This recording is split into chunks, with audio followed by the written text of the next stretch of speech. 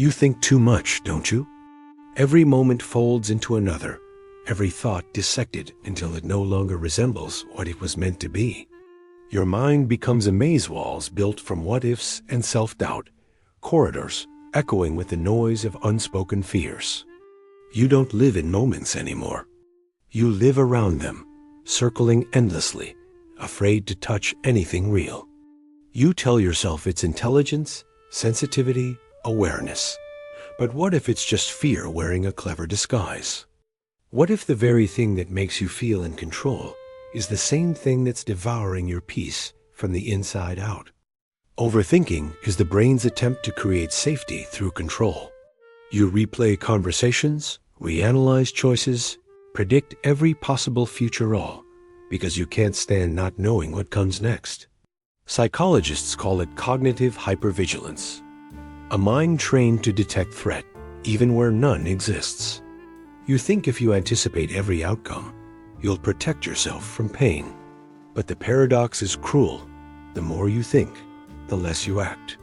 Your control tightens into paralysis. The world keeps moving, while you drown in the noise of your own mind, mistaking motion for progress. Every decision you delay, every feeling you dissect, feeds the illusion that you're doing something important. But deep down, you know you're just stalling for safety that never arrives. So tell me, if control has never actually saved you, why are you still worshiping it? You don't think you dissect. Every memory, every word spoken, every silence left hanging becomes a corpse on your mental table.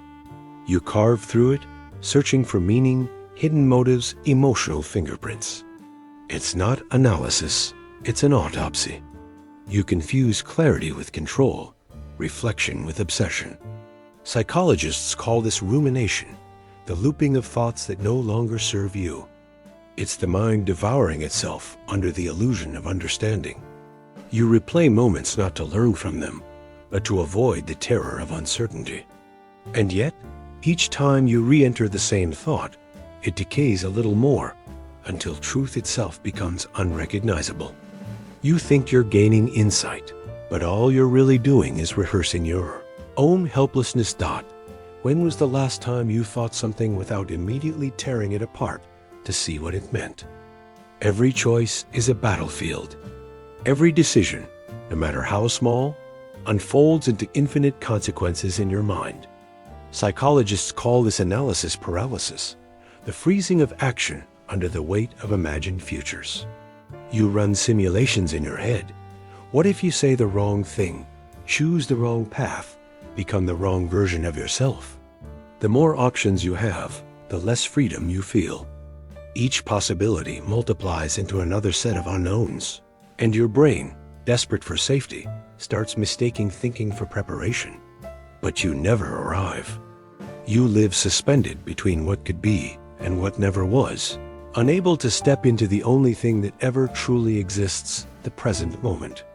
To the overthinker, possibility isn't liberation. It's a form of quiet torment, a maze with no exit, only mirrors reflecting regret that hasn't happened yet. If every road terrifies you, how will you ever learn which one was yours to walk? Fear is the engine beneath your thoughts, humming quietly beneath the surface. It's not fear of failure. It's fear of exposure, of being wrong, of being seen too clearly.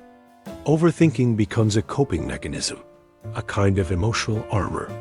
Each thought is a preemptive defense, a strategy to avoid pain before it even happens.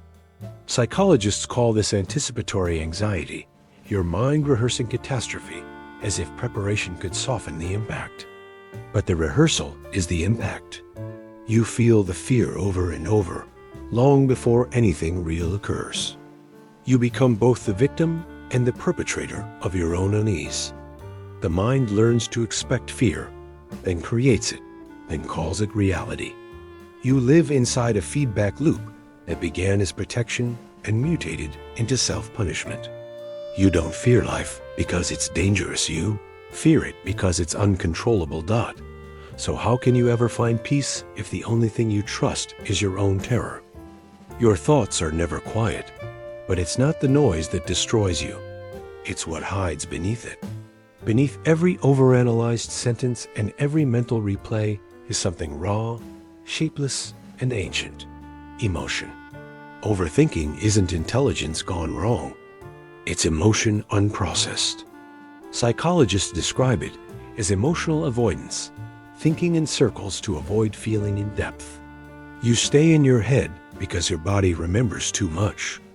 Every silence feels unsafe. Every pause a threat that something real might rise to the surface. So you fill the space with thinking, as if words could keep the ache contained. But thinking doesn't heal, it anesthetizes. The mind becomes a storm to drown the body's tremor.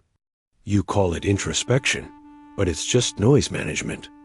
You fear stillness because stillness forces you to hear what the thinking has been screaming over.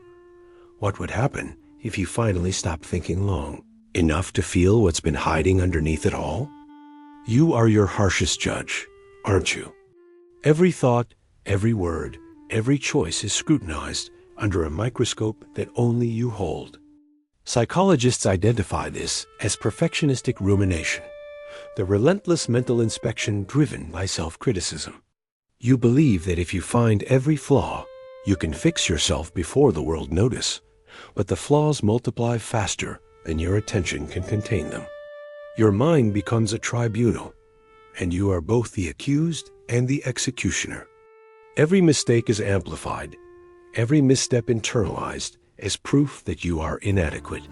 You try to reason, to quiet it with logic, but logic bends under the weight of emotional accusation. You dissect yourself endlessly, believing insight will liberate you, but liberation never arrives. Only the judgment remains, echoing in the hollows of your consciousness. You can't outrun it, because it is you, and you are inseparable from it. If the one who judges you never sleeps, how can you ever feel safe in your own mind? You are trapped in your own past, replaying moments as if they contain hidden keys to your survival. Psychologists call this memory rumination, the obsessive revisiting of events to extract lessons, corrections, or apologies that no longer matter. Your mind convinces you that understanding the past will prevent future pain, yet it never stops. Every conversation, every gesture, every slight becomes evidence that you could have done better, said more, seen deeper. You live in a timeline that only exists in thought, and the present is constantly bleeding into the past as if it were contaminated. The more you try to extract meaning, the more the memory mutates, reshaped by fear, guilt, and desire for control. You chase clarity, but clarity is an illusion. The past resists containment, whispers different versions of itself with each replay, and your mind obeys it blindly. If every memory is a trap you willingly walk into, who is left to live in the present? You pride yourself on self-reflection, as if thinking deeply about yourself will uncover some hidden truth. Psychologists call this introspective obsession, the belief that insight can be gained by turning the mind inward endlessly. But reflection, for you, is recursive. Every insight loops back into doubt. Every answer generates new questions. And the more you try to understand yourself, the more elusive the self becomes. You dissect your motivations, analyze your desires, measure your morality, and each revelation only leads to new uncertainty. You think you are growing, but growth cannot exist in an endless spiral of evaluation. You become trapped in the mirror of your own mind, watching yourself endlessly adjust, critique, anticipate, and reconsider. Your reflection never settles. It mutates each time you gaze into it. You are certain you are learning, but what you are truly learning is that clarity is a mirage, and the mind that seeks it is both hunter and prey. If every reflection only deepens the fog, what is left to recognize it all? You think alone endlessly, and in that solitude, the mind becomes a cage. Psychologists call this cognitive isolation, a state where intense internal processing separates you from others, even in their presence. Conversations are filtered through your mental sieve, memories are weighed against imagined judgments, and every interaction becomes a rehearsal for critique. The world is always slightly out of sync with your internal dialogue, and slowly, imperceptibly, the walls close in. Overthinking doesn't just consume time, it consumes connection. You feel alien to others because your thoughts are labyrinthine, recursive, and often inaccessible, even to yourself. Yet, paradoxically, you cling to the belief that if you just think harder, you might bridge the gap, might finally understand or be understood. Every thought designed to protect you from vulnerability instead deepens your isolation. You are surrounded by people, yet your mind ensures you are never truly present. If the cost of thinking is solitude, how long before you forget the warmth of being understood?